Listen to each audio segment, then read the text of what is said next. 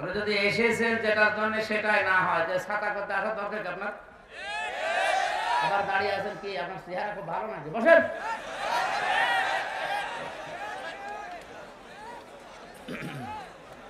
স্টেজে একটা যদি কথা বলেন আপনার এখানে বসে দেন।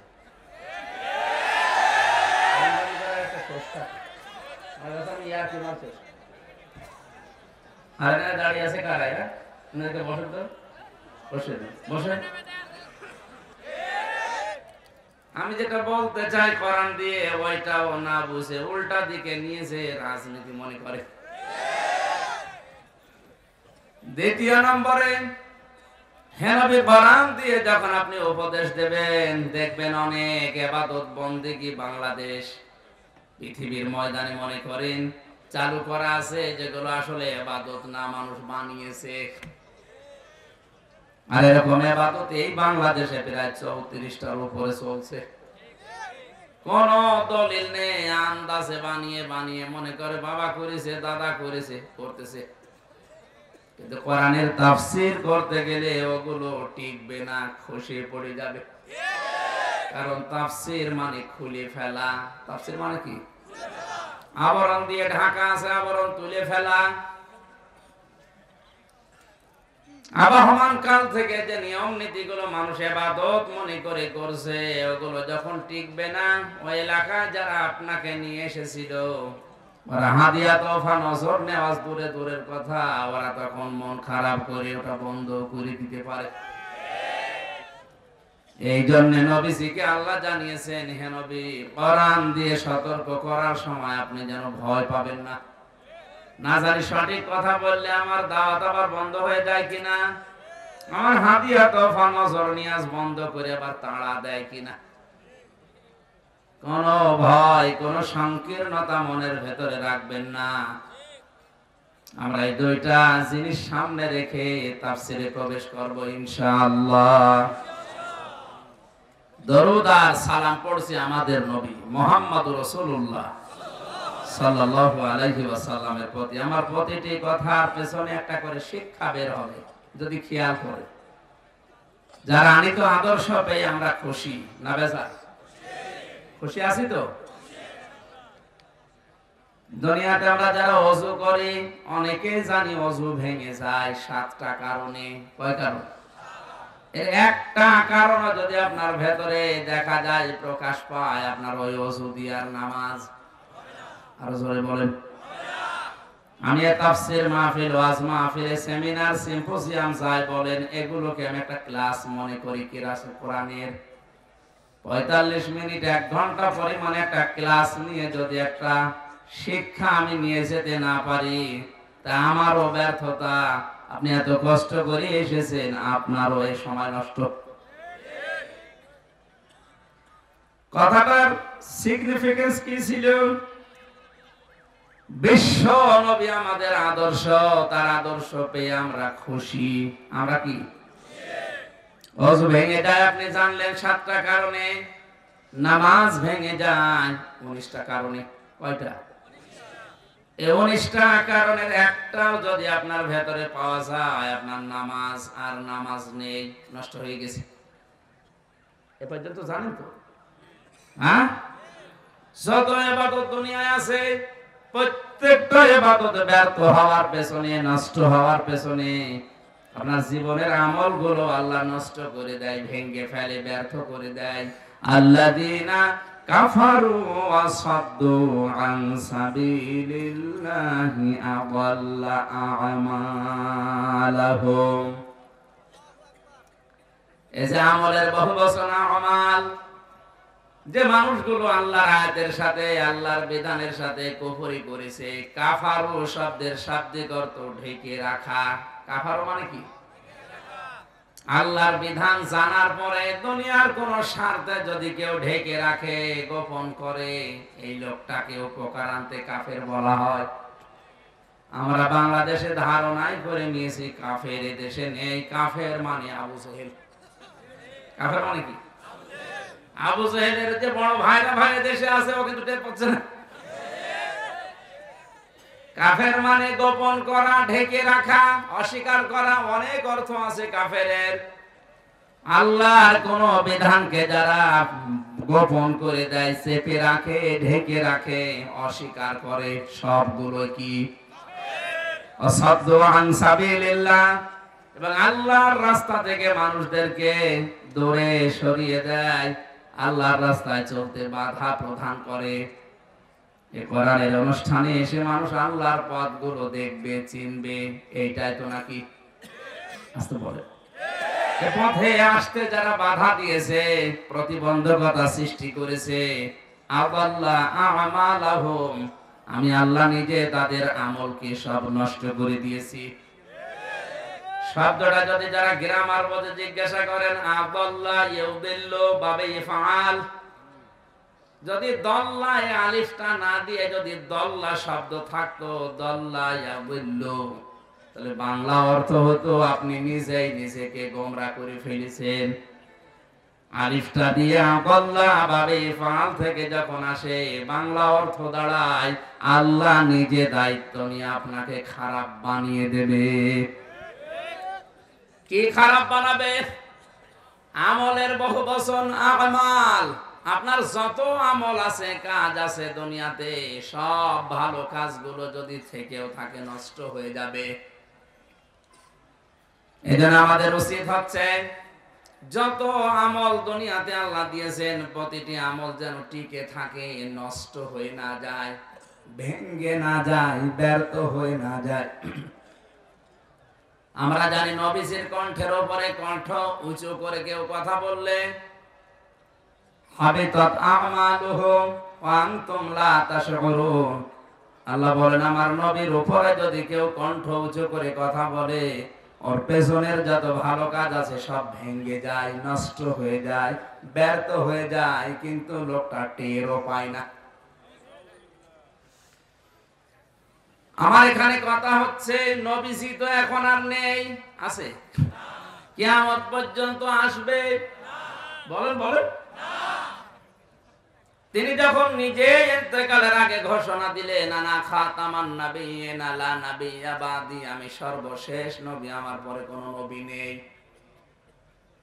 এই হাদিসটা অনুযায়ী বাংলাদেশে যারা বিভিন্ন পর্যায়ে মাঝে মাঝে নবীর দাবি করে আর তাদের অনুসারী দাবি করে, এরা এই হাদিস অনুযায়ী কাফের।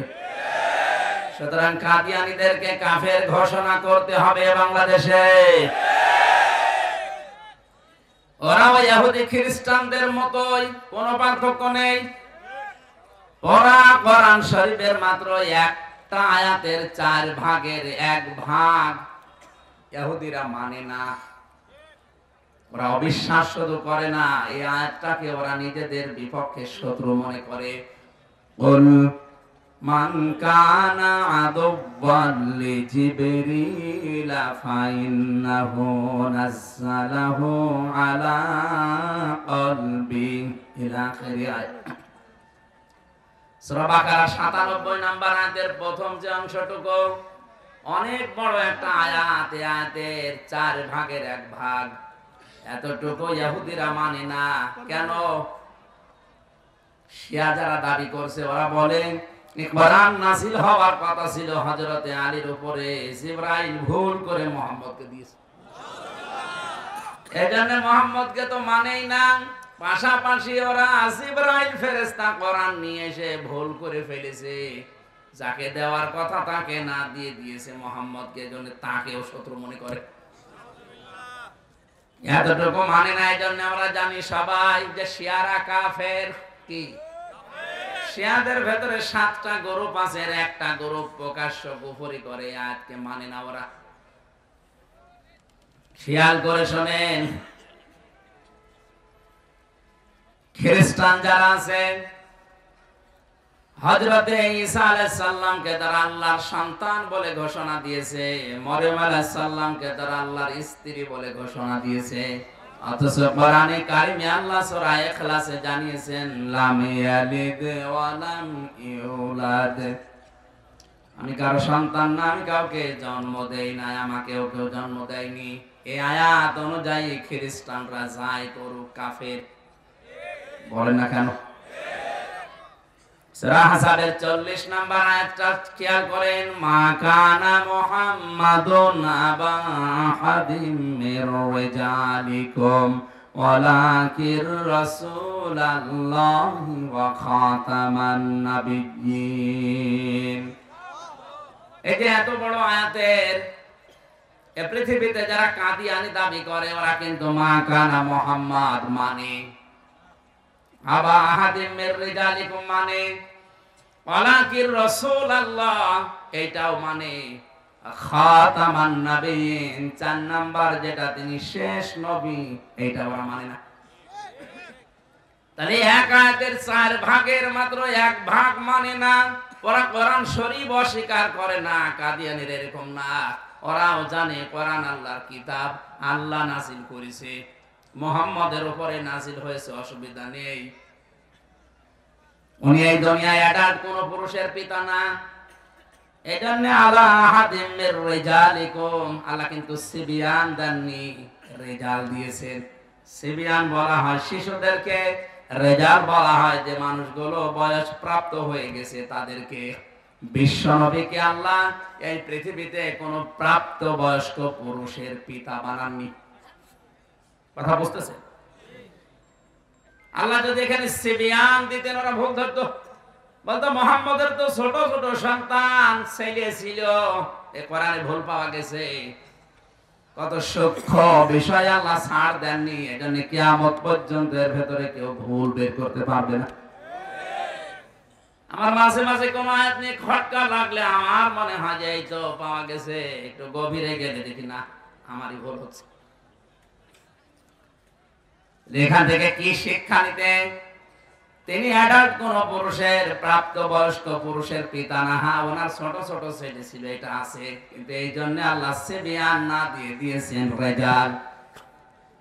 2 নম্বরে উনি এই পৃথিবীতে রাসূল ছিলেন, এইটা ওরা মানে, কোনো অসুবিধা নেই। মুহাম্মদ রাসূল, কোনো অসুবিধা নেই, কিন্তু উনি শেষ রাসূল, শেষ নবী, এটা আমি মানি না।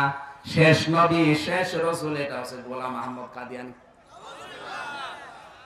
এতটুকুর কারণে আমরা জানি সবাই এই দেশে খ্রিস্টানদের সাথে, ইহুদিদের সাথে যেমন বিয়ে দেওয়া জায়েজ নেই, এই কাদিয়ানীদের সাথে আত্মীয়তা করা, বিয়ে দেওয়া আরো জোরে। সুতরাং ওরা দেশে যদি থাকে ইহুদিদের মতো, খ্রিস্টানদের মতো থাকবে, আমাদের কোনো অসুবিধা নেই, কথাও নেই। কিন্তু মুসলমান পরিচয় দিয়ে থাকলে কোরআনের এই আয়াতটা কেমন হয়ে যায়। 10 মিনিট শোনেন ভাই, 50 ঘন্টা শোনার দরকার নেই। নবীজি জীবনের সর্বশেষ সবচাইতে বেশি কথা বলেছিলেন মাত্র 27 মিনিট বিদায় হজের ভাষণে। কয় মিনিট? আর এই 27 মিনিটের কথা কিয়ামত পর্যন্ত মানুষ গবেষণা করবে, কোল কিনারা পাবে না। আর আমাদের 27 ঘন্টা বলে যায়, শুনিয়ে যায়, ভেতরে তো কোনো মাল মশলা নেই। এজন্য আমরা এমন কথা বলবো, 10 মিনিট বলি, অসুবিধা নেই, কিন্তু এখান থেকে আমরা কিছু নিতে চাই। তাফসীরুল কোরআন মাহফিল লিখে দিয়েছেন, আমরা তাফসীর আকারে কথা বলবো ইনশাআল্লাহ। কিভাবে তাফসীর করা লাগে, এই ধরনটা, এই পদ্ধতিটা আল্লাহ শিখিয়েছেন, ওইটা সামনে নিয়ে আসলাম, নাকি আমি মন মতো বলবো? আল্লাহ পাক বলেন, হে নবী, এই যে কিতাব আপনাকে আমি দিয়েছি, এটা যখন প্রচার করবেন মানুষের সামনে, মানুষকে যখন সতর্ক করবেন এই কোরআন দিয়ে, তখন আপনার মনের ভেতরে যেন কোনো সংকীর্ণতা, দ্বিধা, দ্বন্দ্ব, ভয়, ভীতি, সংশয়, সন্দেহ এগুলো কাজ না করে। যিকরা লিল মুমিনিন, কোরআন আমার মুমিন বান্দা বান্দীদের জন্য উপদেশ। আয়াতের মাঝে দেখবেন হারাজুন শব্দ আছে। তাফসীর পড়তে গিয়ে আমি হারাজুনের ব্যাখ্যা পেয়েছি 2টা। আলেম সহ যারা জ্ঞানী মানুষ আছেন খুব খেয়াল করেন, হারাজুনের 1 নাম্বার অর্থ হচ্ছে কোরআন যখন সতর্ক করবে। হে নবী, আপনি দেখবেন অনেক মানুষ কোরআনের এই বক্তব্য না বোঝার কারণে রাজনীতি মনে করে রাগ করতে পারে, আর এটা এখন এদেশে বাড়ছে।